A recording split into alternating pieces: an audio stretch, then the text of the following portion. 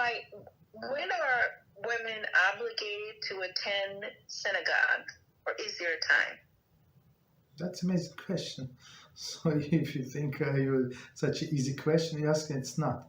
So there is some controversial times. I don't say obligation, but controversial times.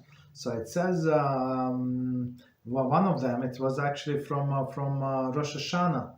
On Rosh Hashanah we have only one mitzvah. It says that to hear shofar, the blast of shofar.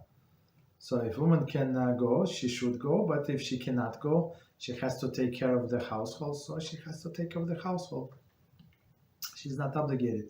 So there is, as I said, there is two opinions. Another opinion that said that woman maybe need to go is on to hear the parsha of Amalek, right? When Amalek attacked us when we were living in Egypt, and it's before Purim. Okay, it's second time. And some say to listen to the Ten Commandments, but it's not so much. It's third time. Basically, that's it.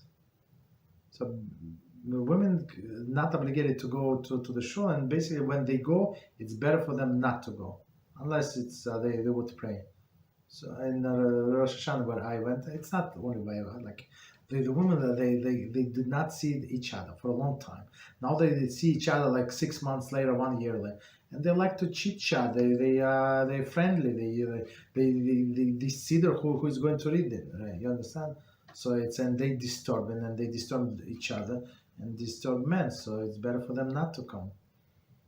So, but if she's going to come and pray, so you see the difference between men and women is huge.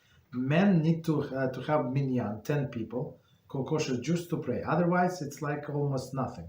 But a woman, she's so spiritual, right? By her nature, she does not need this minyan.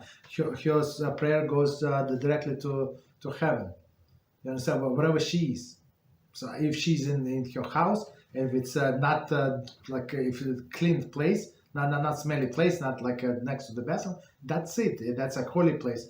If she has a better concentration than in Shul when all of the other yantas are talking, so of course let her pray home. But men cannot. For men, it's there is no option.